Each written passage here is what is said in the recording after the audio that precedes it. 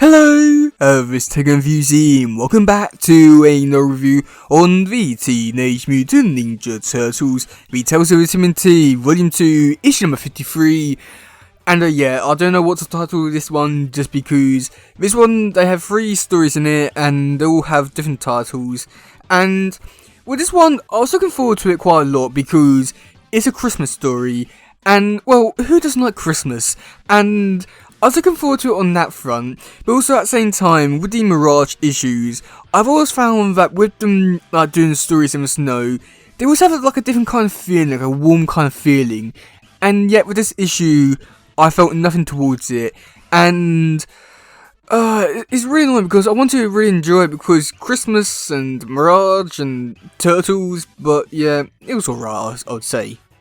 Okay, so with the first story, it's called Alien Invader. And with this one, I was quite surprised by this one because I wasn't really expecting it to be like a sort of like a follow-up to like the Micro series Michelangelo story from back in the 80s. But surprisingly, it is, and it's not like a proper like continuation or sequel to it, but it's more just like continuing on some stuff that happened in that issue, and that is the little orphan alien dolls.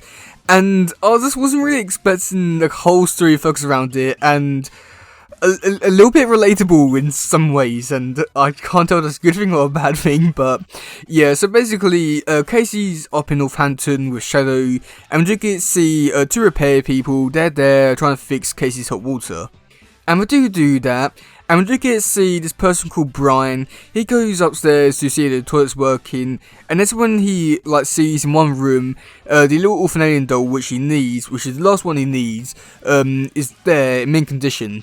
So he goes home that night to tell his friend about it, saying, oh yeah, this one's worth like $3,000 and is mint condition and all that kind of stuff. And then that's when he has a dream about the alien doll, and this alien doll comes to him in his dream saying like, oh yeah, like, you understand me, you understand what I mean to you, this little girl won't understand. And yeah, so that's when I do get to see next day. Possibly some of the weirdest stuff, and it gets really weird, progressively weird. So it first starts off with him and his friend, they meet up to go break into Casey's house, and he was able to blackmail his friend into going to it because he saw his friend watch his sister get changed. So yeah, that's a great start to this story. But then after that, we do get to see Brian. He goes into the house, he steals a doll, and he comes out, and that's when he notices that his friend is missing, and he sees the turtles all dressed up in like different armor and stuff like that, and he goes off running. And then we go into the next bit, which is amazing and funny, but it's just so weird because we get to see the turtles have captured his friend, tied him up, and say that they're gonna use they're gonna probe him and all that. And it's just weird but funny, and I just can't believe how far they'll go to just scare someone. And they do let him go, but at the same time, with just how they went around it, it was funny and weird, but was something which I was not expecting the Turtles to say, but yeah. And that's pretty much it for that issue there. But then for the second story, which wasn't really much of a Christmas one, and just feels like a weird backup story to the main ongoing series at the time, but yeah, it's an okay story.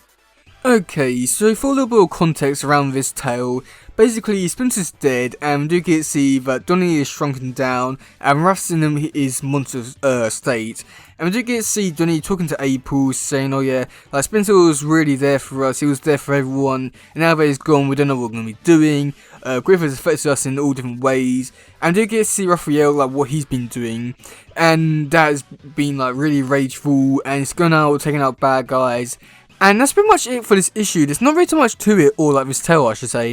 And there's not really too much to it other than just Raphael's just going out beating up some bad guys and doing this just like, oh yeah, I feel sad. April, do you feel sad? Well, you should feel sad. And then, I mean, like, it doesn't really feel much like a Christmas tale, so it feels like a really depressing story. And yeah, and I do feel like this one would have been better as like a backup story to the I feel like it doesn't really work too well as like a like a volume like. I don't know how to really explain, but like, it feels weird to have this as like in Party Tales of Timothy stuff. This feels like it would be like best suited for the Volume 4 stuff, but I just feel weird they put it in here.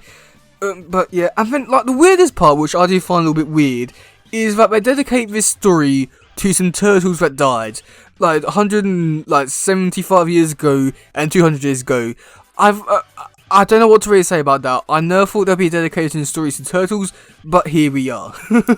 But then for the final one, which I feel like is also like a really depressing story, because this one is retelling the events of the Leonardo Macro series one, the one where he was fighting the Foot Clan across the city before being thrown into April's apartment, and we do get to see him just like rethinking how like the events of that night, and thinking how like he could have done things better, how he could have been better and stuff like that.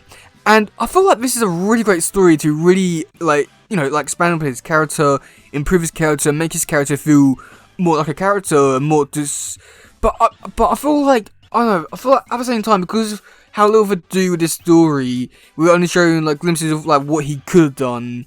And then like seeing at the end, he's talking to Raph, being like, I could have done better. And Raph's like, yeah, you know, like, don't go there, but you did your best. And I think it's interesting, but I do feel like I don't know, I feel like maybe a better way they could have gone around this was maybe like have like a proper conversation between Raph and Leo, like talking about this instead of showing like what he could have done, because it just feels like I mean I don't know how to really describe it, but it doesn't really feel like he's really explained his point of how he could have done things better, because I only see what he could have done instead of how he's really thinking about all of it.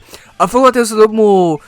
Like I do feel like there's a better story to tell there with him like exploring his feelings, being like, yeah, I feel like a failure and all that. And I do feel like this is something which like the 2003 show expanded upon really well in the, I believe it was the Monster Hunt episode, where he was feeling really down and somewhat depressed about how he failed. And I feel like that was a really bad example of how he could have done things better. Well, here he's just like, I could have done things better. Oh well. But yeah, I mean, overall for this issue, it started off great, and then weird, and then depressing, and then just alright, I want to say. This issue is all over the place, and and what I was saying earlier about this one, I really want to like it, because one is Christmas, and yeah, throughout the three stories is mostly Christmas, but even then I feel like most of it's up for debate. The stuff with it being in snow, I mean, not really much there. I do feel like each individual story are pretty great on their own, and some would have been better like to be placed in other series, because I feel like the first tale was weird. That's one way of describing it, I guess, and it was okay, I want to say, and I do feel like it does fit the realm of the Tales of Timothy stuff, but at the same time, I'm not too sure where this one was really going. This feels a little bit more weird and out there, which does work for Tales of Timothy stuff, but I had no interest in it. But the second one, I do feel like was a decent story to really like show like how everyone is really dealing with Splinter's death and all that, which I think is really great. But I feel like the placement of this one being in this series didn't really help it out all too much, and I do think it would have helped like basically like further its point. And do you think that this one would have helped like further its point if it was actually in the main series at the time, just so that it can actually explain and go a bit more in detail and see how each of the characters are really dealing with it? I feel like it would have been a lot more effective in the Volume 4 stuff. And the third tale, it was okay, but I do feel like the way they went around it could have been better. But other than that, it's a decent issue. Not one of the better Christmas ones, but it'll do, I guess. I mean, of course it will, because we got it. But either way, yeah, what do you think about this issue? Do you like it? Do you not?